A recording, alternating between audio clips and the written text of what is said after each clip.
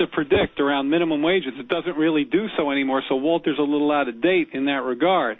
And the reason it doesn't do so anymore is because, as I said and I tried to stress, we can argue about theory all day long, but we'll never get to the nub of the issue, because theory used to very simply predict that if you raise somebody's wage above their, quote, marginal product, above their, quote, value to the firm, that person would lose their job. That's precisely where Walter's insights on this are coming from. The problem is that we have tested that theory, and in economics, if you don't test a theory, it's really not worth very much. You know, this is not hard science.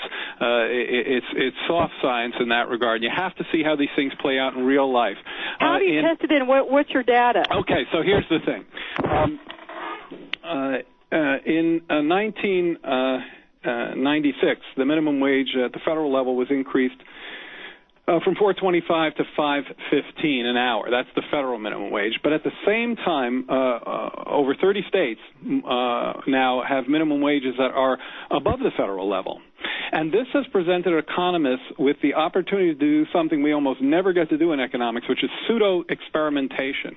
That is, we can actually go into the data and compare places that are entirely similar in every way we can find. I mean, their economies are similar, their labor forces are similar, the people who live there are similar, except one is different than the other. One has higher minimum wages and one has lower minimum wages. That's precisely the kind of pseudo-experimental test you'd need to do to see if the theory he was espousing, those supply and demand curves he wants everyone to draw, really make sense, really play out in the real world. And what that research has shown is that the minimum wage has absolutely nothing like the kind of impact that Walter suggested. We have never, ever had an experience where raise the minimum wage and every affected worker loses their job, which is precisely the empirical outcome of Walter's argument.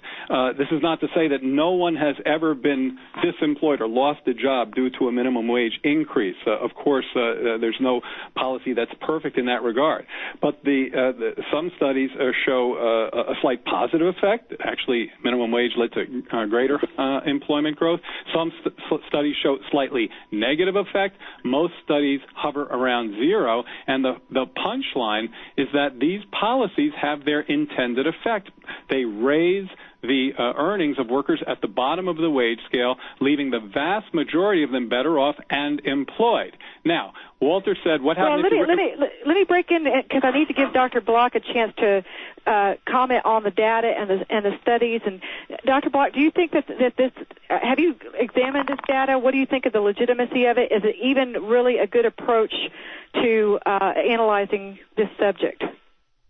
No, I don't think that data is very important or very indicative of anything. And why is that?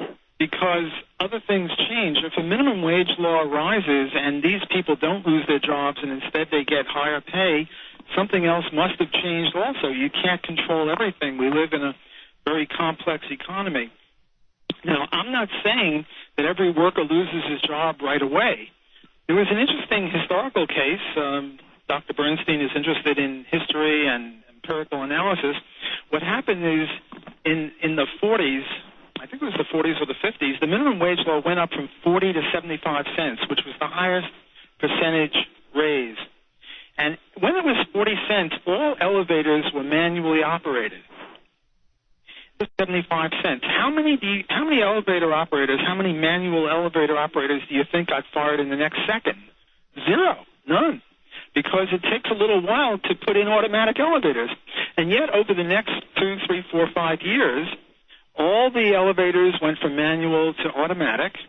And it takes a little bit of understanding of economics to realize that the cause of it was not higher interest rates or this or that or real estate values, but because of the minimum wage.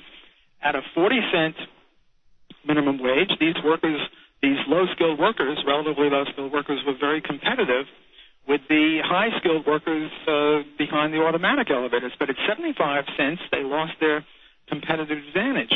Now, again, this isn't an econometric study, but I noticed I went to Dr. Bernstein's webpage, or at least the Economic Policy Institute with which he is associated, and they listed no fewer than 35 studies, all of which indicate what he is saying, namely that the minimum wage law is a floor, not a hurdle over which you have to jump to get a job.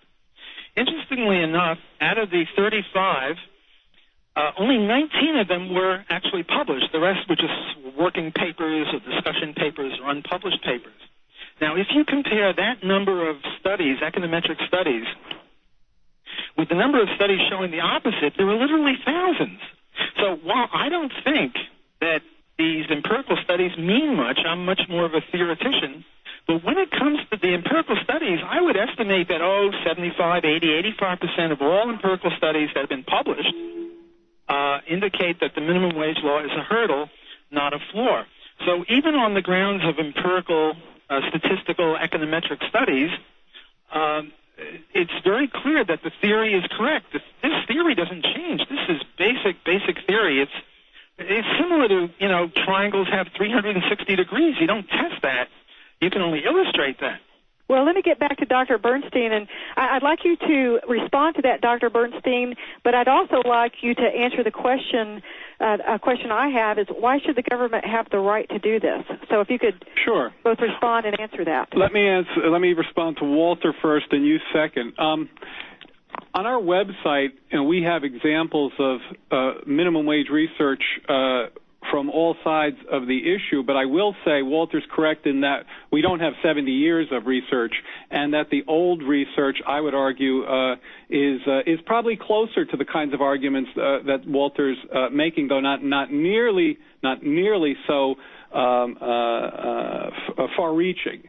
So, for example, the old minimum wage research, and I'm thinking of really the conventional wisdom setting research, which was done by an economist named Charles Brown, and really kind of set the stage for years until this new pseudo-experimentation got underway. That suggested that if you raise the minimum wage 10%, 1 to 3% of affected teenagers would lose their jobs. Okay? So 99 to 97%, or 97 to 99% would keep their jobs and get a pay raise, but 1 to 3% would lose. The old research, and by the way, I stress teenagers because this research could not find an effect on older workers. And by the way, Walter makes a very good point about capital equipment replacing workers.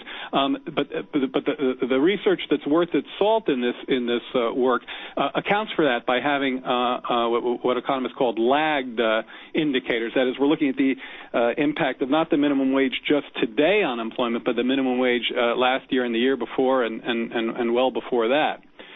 Now, Walter, I think, really shows his hand in a way that I would argue is pretty much a checkmate for my side in this debate, which is that he said, look, this is pure theory. You can't test it. It's just not testable. It's like it's just by definition. And, I absolutely think that that's the wrong way to view this.